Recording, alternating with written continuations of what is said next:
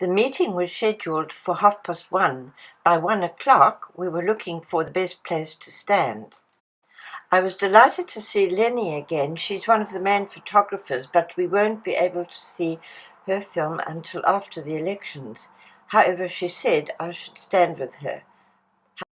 While we were waiting for the dignitaries to arrive, Alan Marsh joined us, and he and Lenny had a very long conversation in the wind.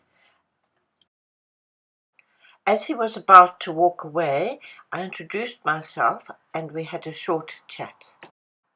I asked him about himself, and this is what he said. Right. I'm Kent County Council, but I flew from 1967 until 2004 out of Manston Airport. And are you still on the council? Of course. Of course. Oh, good. So you're having a problem with the council? I am the Kent County Councillor who absolutely unashamedly pushes Manston. Yes. Okay. Yes. And now it was 1:30, and we had to move over to listen to the speakers. Here's Roger.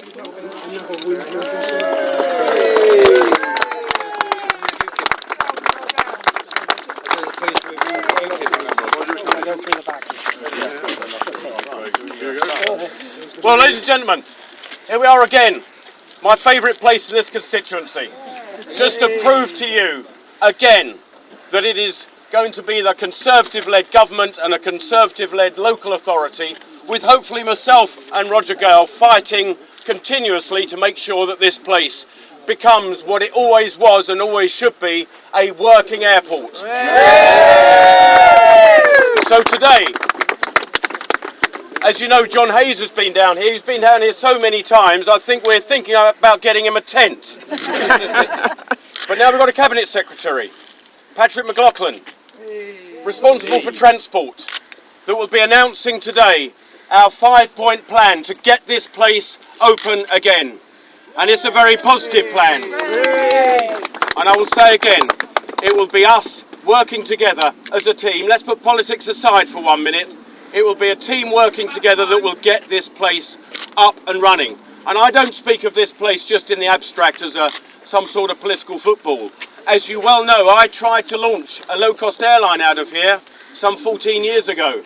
So I know this place can work. And I thoroughly believe that the new proposal for a freight hub will be a success for this place and will reconnect Thanet to the world once more. So if I may pass over to the Transport Secretary, Patrick. Well, ladies and gentlemen, can I first thank Craig for inviting me down here today, and also say a great tribute to Roger Gale, who has been a voice for Manston right the way through these very, very difficult occasions. Yes, absolutely. And there is no doubt in my mind that Craig and Roger together will be a voice to ensure that Manston not only gets the representation, but also makes the case for keeping an airport alive here and working here.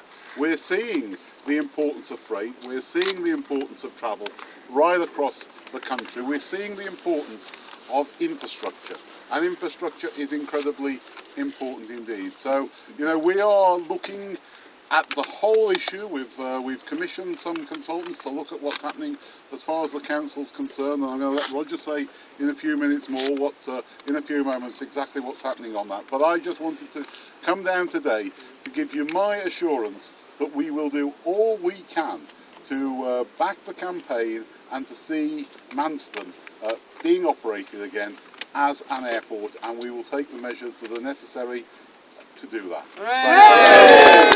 Thank you very much indeed for coming.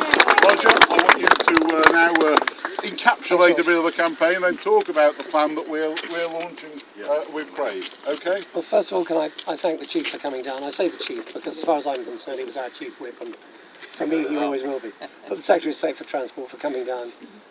As Craig has said, John Hayes, as the Minister of State, has been down here a couple of times. I dare say he'll come again soon. But in the meantime, it's important that everybody gets the message I've told you before, I'll tell you again, the Prime Minister's behind this. The Department of Transport is behind it, and that's why the Secretary of State for Transport is here today. The Department for Business is behind this. We want Manston up and running again. We're determined to achieve it. At the end of the day, it will come down, I suspect, to whether or not Thanet Council goes to a CPO. They took a decision last December. I understand why, but there's more information available now. There will be more information available in very short order when the interim results of the PricewaterhouseCoopers report are made public, and I hope that that will be very soon indeed. That ought to give Thanet Council the comfort that it needs to get ahead and do what we want to do. I want this CPO in place. I want this back and up and running as an airport as soon as possible. I want to take its rightful place in the nation's transport infrastructure. It's a national asset. We've always said that. It's not just Thanet.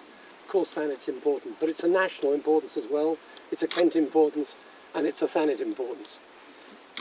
Last time, for the moment, I'm going to say this, but it won't be the last time, I guess. There is no plan B.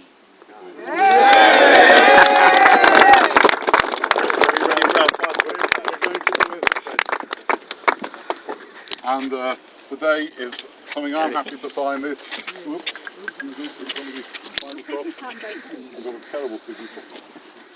As Sir Roger said, no plan B, and the signatures on this 5-point pledge are there for us all to see.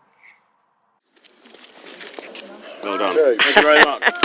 Well done. Right, very good. Save Manston!